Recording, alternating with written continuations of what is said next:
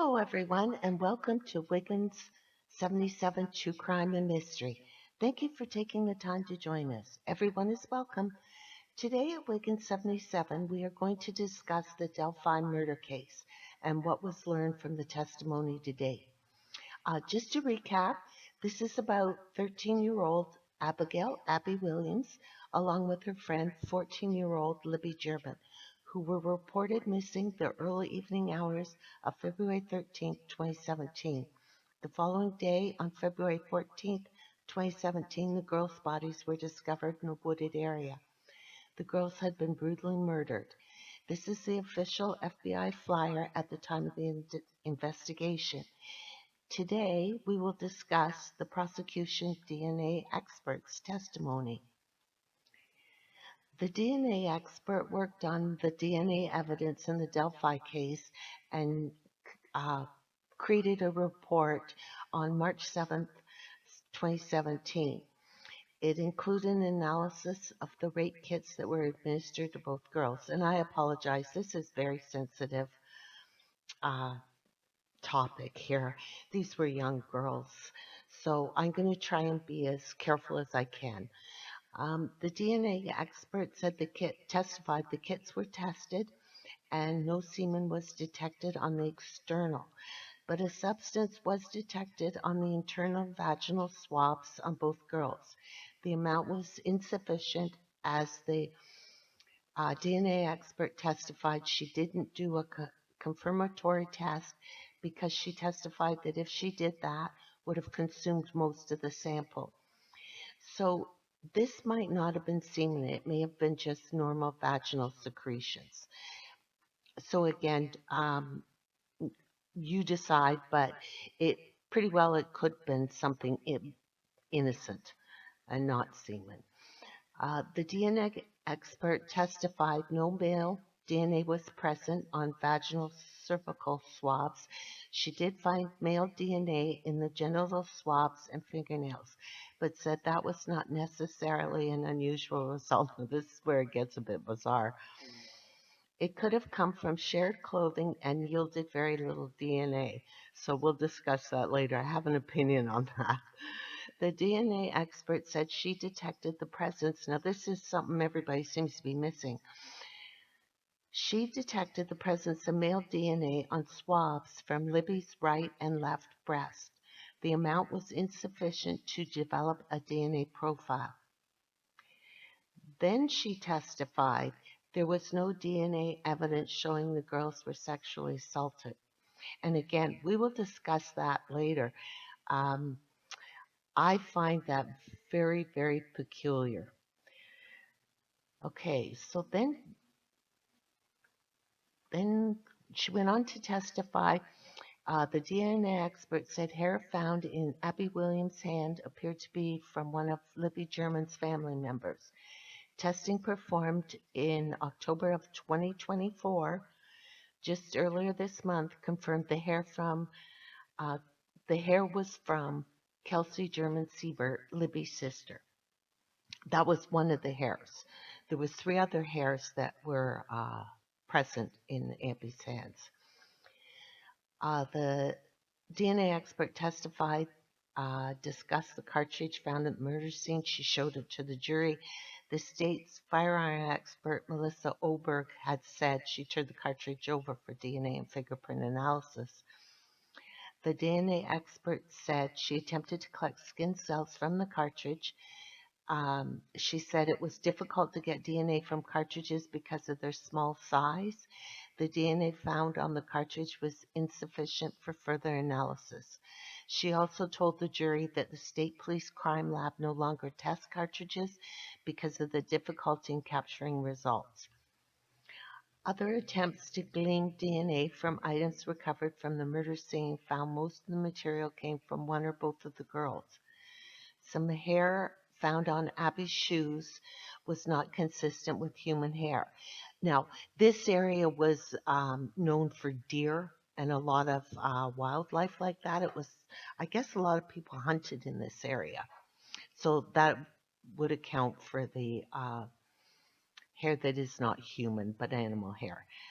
The blood pooled around Libby German was tested. It was her own, as was the blood found on the ground and the trees. Blood found around Abby Williams was her own. Items pulled from Deer Creek, the socks, a green scarf, underwear, a tank top, a Nike shoe, tie-dyed shirt, among them were also analyzed.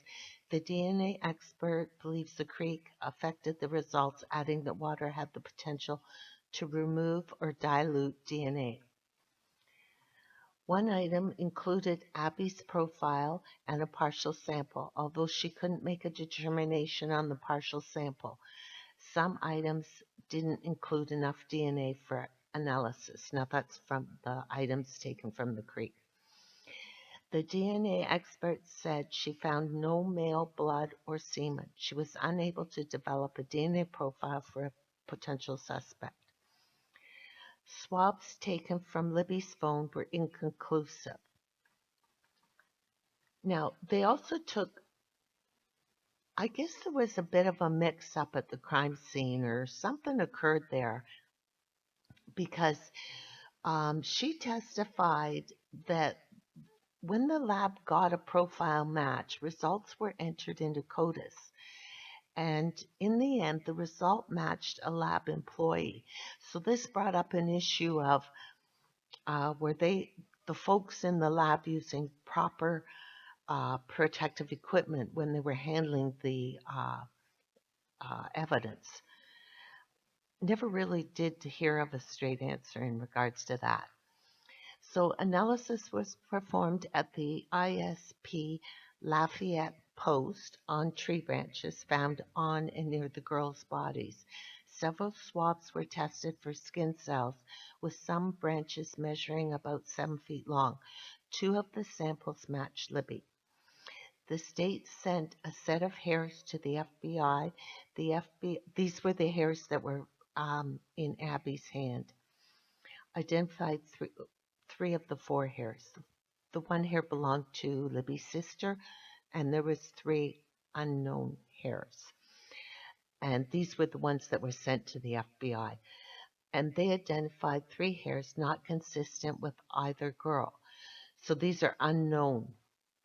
No additional testing was performed at that point. The DNA expert testified it was because she hoped newer technology down the road would provide answers. Given that analysis often destroys or compromises the original material, the lab decided to delay further testing. When asked by the jury, and the jury asked some excellent questions. This is an amazing jury. Very smart, very attentive to the witnesses.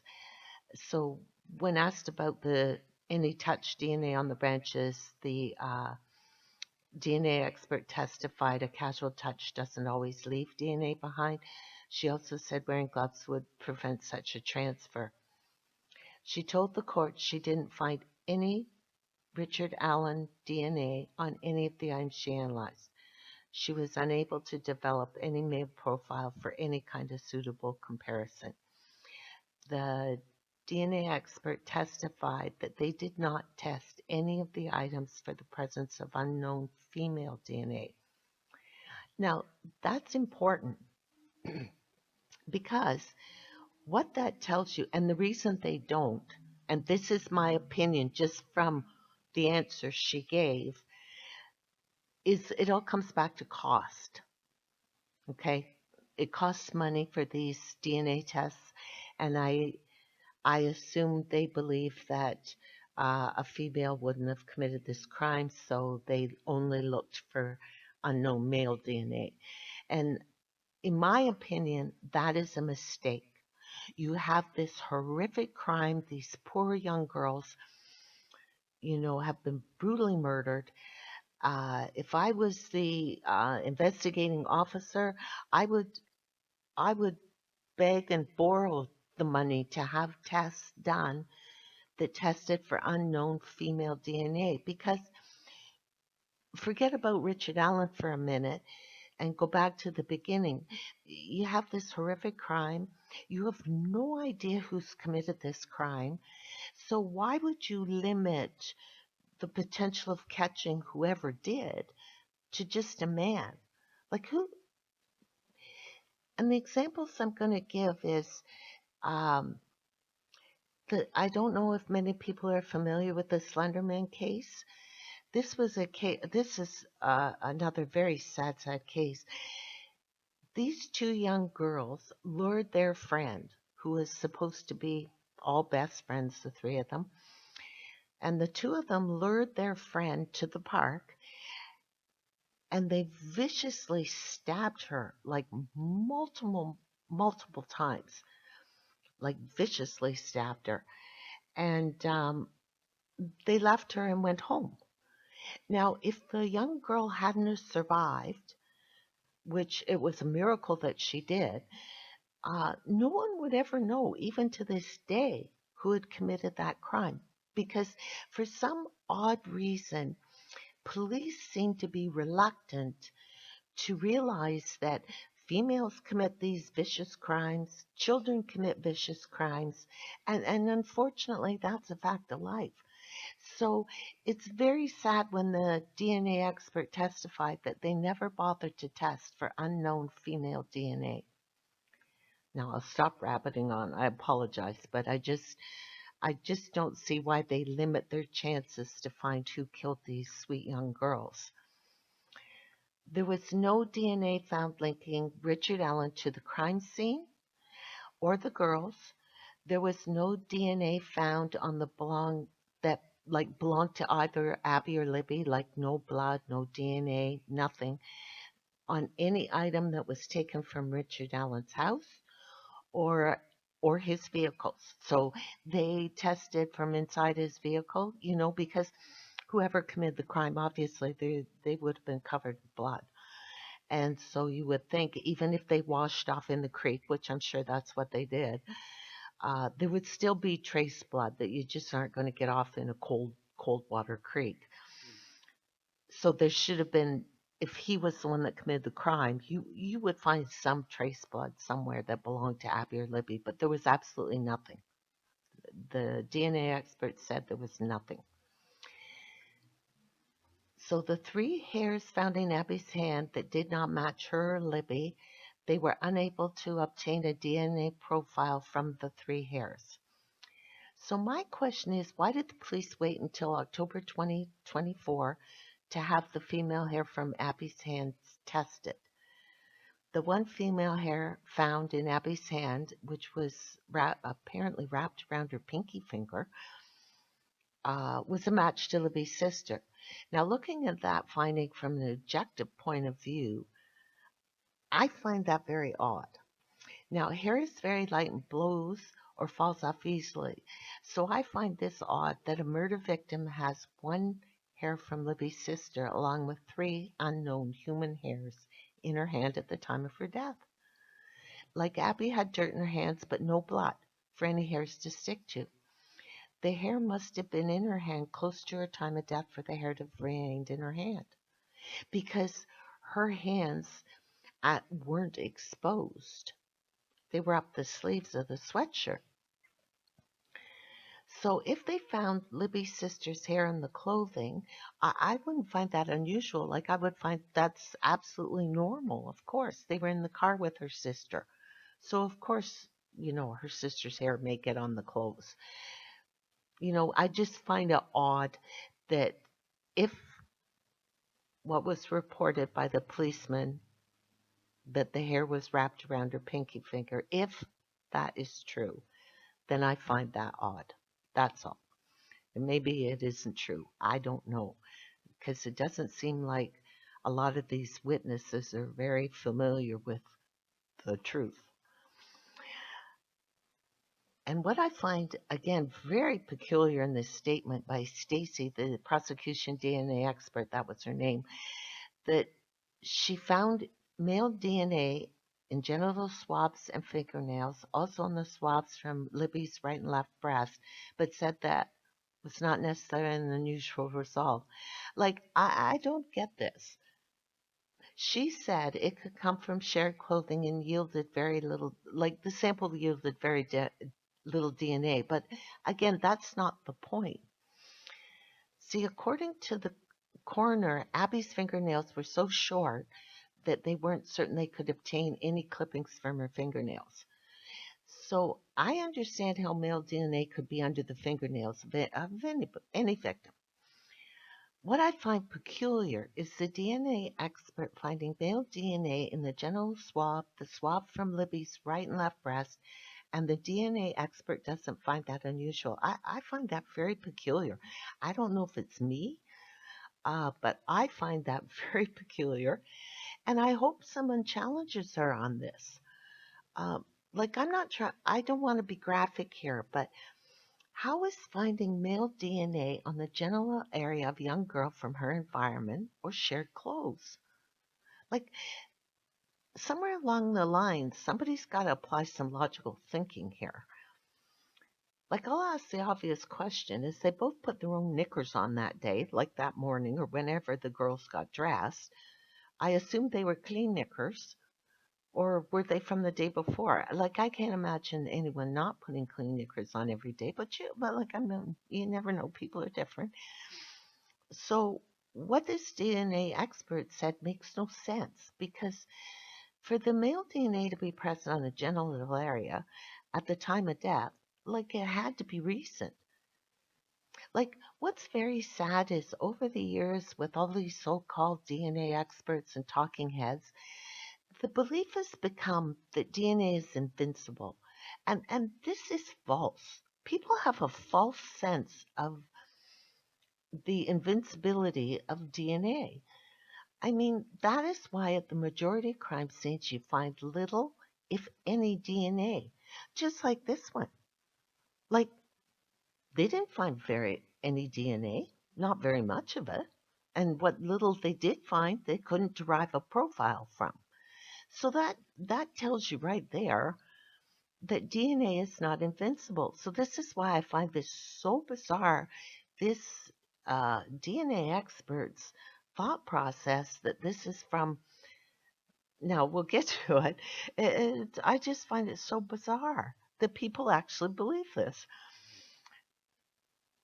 The DNA expert said there was no foreign bodily fluids or blood present there. Okay, so therefore the male DNA must have come from skin cells, right? They're the only three ways you can, you know, spread your DNA. Either through bodily fluids, blood, or skin cells.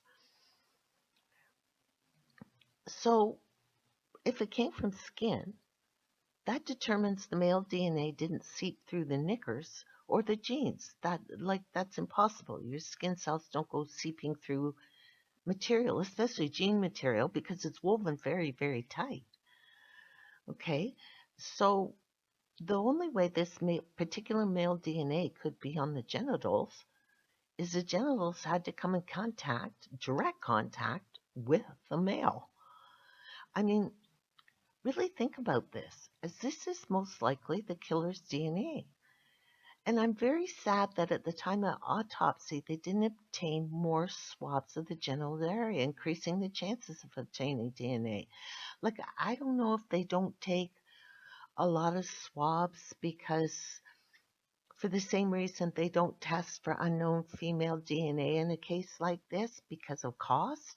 I have no idea, but I just think it's so sad that they didn't they didn't take the time, because these young girls, they deserve they deserve better than this. They truly do, you know. Um, and I don't mean to be graphic, but this goofiness that the DNA was on her because of it was transferred in a washing machine. This was bizarre. When I heard this, I thought to myself, "Oh my Lord, has the whole world lost their minds here?" You know, like, even if that was true, which it isn't, when when a female goes to wee, you wipe away any DNA from any foreign source. Okay, let's put it that way on that private area.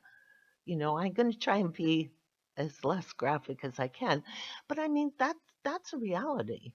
I mean, you wipe yourself after you pee, you're wiping away all the DNA other than your own.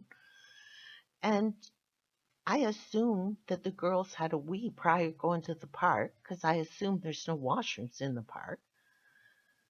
So they would have gone wee prior to 1:30 p.m.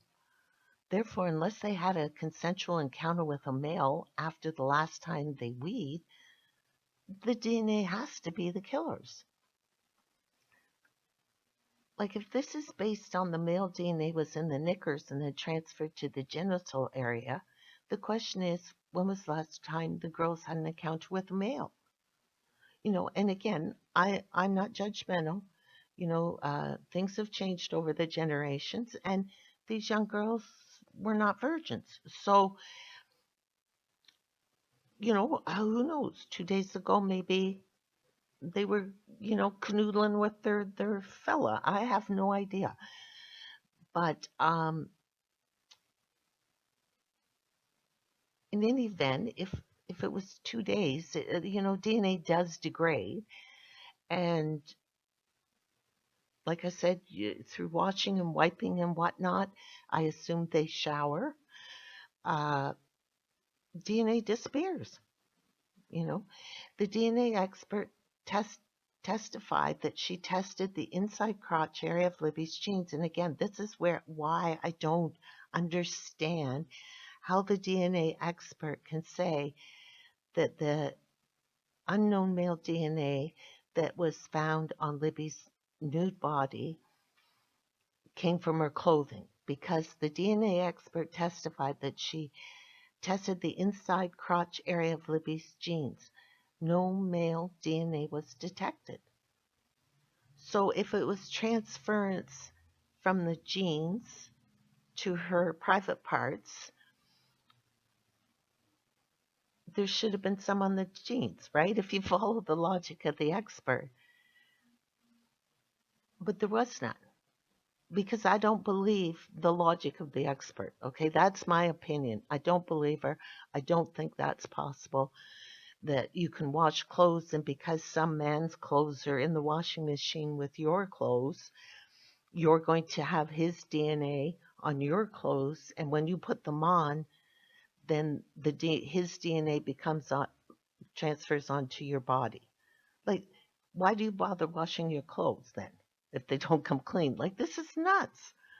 They're like, this DNA expert with this thought process sounds like a first class nutter. Why would you wash your clothes then? I mean, it's silly, just absolutely silly thought process. But anyway, I apologize for rambling on. It just makes me angry that these poor wee girls, they weren't thorough. Never mind. Anyway, because it just boggles my mind. It truly does. The prosecution expert uh, believes that through washing, there can be this crazy DNA transfer. You know, this is just so ridiculous. The presence of male DNA on Libby's private parts, although the amount was too small to develop a DNA profile, it's still puzzling that they don't believe this constitutes sexual assault. There was no male DNA detected on the 2 bras tested, so where did this male DNA that was detected on Libby come from? As it didn't come from her clothes, as the DNA expert testified, there was no male DNA inside the crotch of Libby's jeans. There's no male DNA on the bras. Now, there was no male DNA on Abby's top, her pink top she had on underneath, and there was no male DNA on the sweatshirt, which was Libby's, that Abby was found wearing. So if you apply logical thinking, the only way that male DNA got there on Libby's nude body was after she had taken her clothes off. So I don't know. I just don't understand it. Maybe someone else out there does and they can let me know because I really don't understand this. Because the conclusion drawn by the police, the coroner, and the DNA expert in this case are puzzling. The coroner states there's no signs of sexual assault and there's no defensive injuries on either girl. The DNA expert detects the presence of this male DNA on the swabs from Libby's private parts, but testifies this is from her environment or transfer in the washing machine. Like, what has happened to logical thinking? Looking at this from an objective view, if we go back to the beginning, the coroner's report tells us there is a minimum of 2 killers. Like I said before, no one is going to stand still, allow someone to inflict a cut to their neck willingly. It would be unlikely for one killer to hold a gun in one hand while making a precise cut to the victim's neck with the other hand, all the while keeping an eye on the other victim. Now remember, the coroner said there were no restraining marks on the girls. So there was no marks on like their wrists or their ankles that they had been bound. So it's not like the perpetrator said to the girls, one tie up the other girl, and then he tied up the other girl, or she, whoever the perpetrator is. That wasn't the case because there was no ligature marks on the girls. So somehow, some way, someone must start to apply logic to this. The same goes to the forensics reports. Despite what this DNA expert states, it does appear that Libby had some sort of sexual contact with an unknown male after she removed her clothes.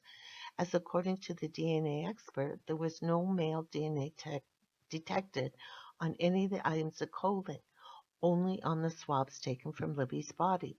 Although the male DNA detected was a minimal amount, it was still there. So when the police got this report back in March in 2017, why wouldn't you ask, why is it there and how did it get there? Like those, I don't know, they must not all receive the curiosity gene because I still to this day would like to know why is that DNA on Libby's nude body and how did it get there? And no, I do not believe it came through transference from clothing. Okay, that's just silly. The interrogate. Okay, and so uh, later on, yesterday, I guess it was. So that would be Tuesday, the 29th. Uh, there was there was the interrogation tapes of Richard Allen were played. And then after that, there was some prison officials that testified. So the interrogation of Richard Allen recordings were played in court while at times contentious. Richard Allen repeatedly told police officers he had nothing to do with killing the young girls. There was testimony from several prison officials in regards to the confessions.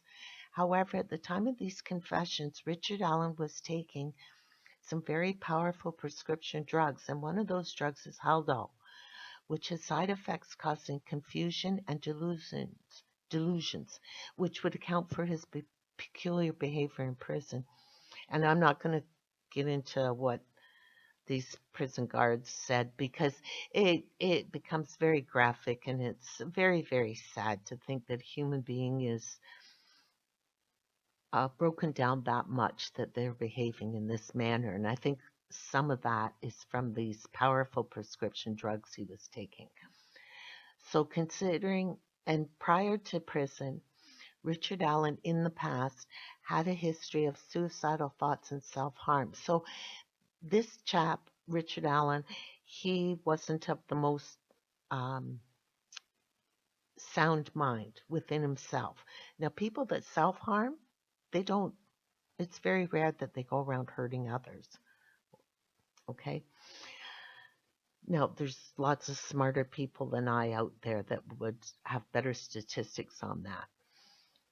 So, considering Richard Allen's state of mind, the confession should be taken with a grain of salt, as when any person that is on such powerful medications like this Haldol and some of the others he was on, in these horrendous circumstances, is liable to say or do many odd things, which under normal circumstances would be out of character.